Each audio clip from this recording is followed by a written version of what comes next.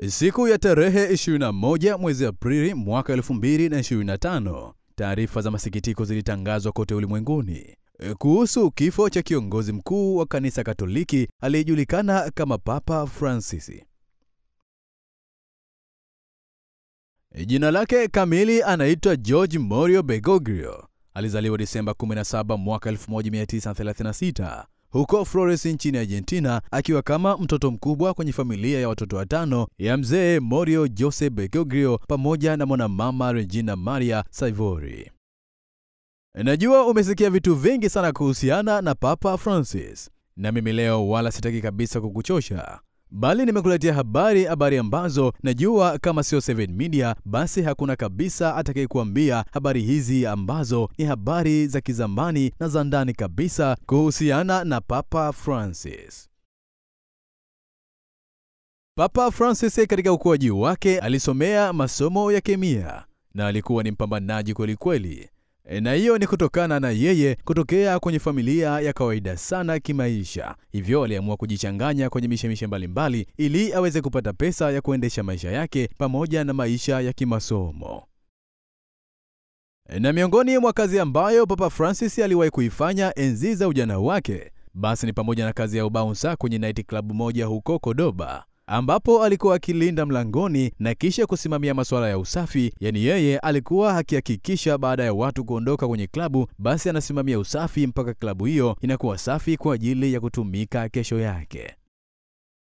Na kwa sababu Papa Francis aliwahi kupitia mafunzo ya ufundi wa kemia, basi Mungu akamsaidia akapata kazi katika kiwanda cha usindikaji wa chakula. Na alifanya kazi kwenye kiwanda hicho mpaka pale alipokuwa kasisi mnamo mwaka 1969. Na katika miongo iliyofuata Bergoglio alishauriwa kujiunga na Wajesuiti. Na hiyo ni baada ya kupona ugonjwa mkubwa ambao ulikuwa umemsumbua kwa muda mrefu. Na watu wake wa karibu wakamshauri ajiunge na Wajesuiti ili azidi kuwa karibu na Mungu. Na ilipofika mwaka 1973, alikuwa ni mkuu wa Wajesuiti nchini Argentina katika mkoa fulani ambapo alihudumu kuanzia mwaka 1973 hadi kufikia mwaka 1979.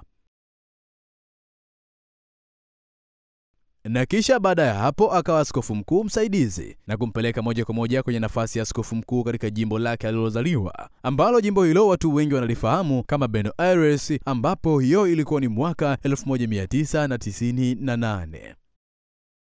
Na ilipofika mwaka 2001, Bergoglio akawa kardinali chini ya Papa Yohane Paulo wa pili, na hiyo ikamfanya azidi kuwa na nafasi mzuri kabisa ya kuweza kufikia nafasi ya kuwa papa. Na kufuatiwa kwa kujiuzulu kwa Papa Benedikti wa 16 Februari 28 mwaka 2013, mkutano wa Papa ulimchagua Bergoglio kama mrithi wake na kumchagulia jina la Francis kama jina lake la upapa, na hiyo ni kwa heshima ya Mtakatifu Francisco.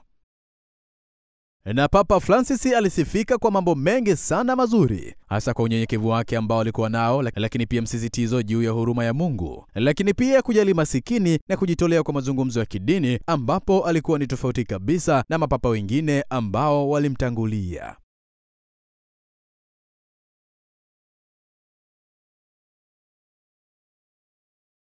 Lakini pia alijulikana kwa kuwa na mtazamo usio rasmi kuliko watangulizi wake waliopita. Kwa mfano, alichagua kuishi kwenye nyumba ya Mtakatifu Martha badala ya vyumba vya upapa ambavyo vinapatikana katika jumba la mitume ambalo lilitumiwa na mapapa wote waliomtangulia. Lakini pia miongoni mwa hoja ambazo zilitikisa sana ulimwengu ni pamoja na hoja ya ushoga, kwani Papa Francis aliwahi kushikilia hoja iliyosema kwamba kanisa Katoliki linapaswa kuwa na huruma na watu hawa wanaoshiriki mapenzi ya jinsia moja, yani akimaanisha kwamba watu hao wasitengwe kwa sababu anayehukumu ni Mungu na wala sio binadamu.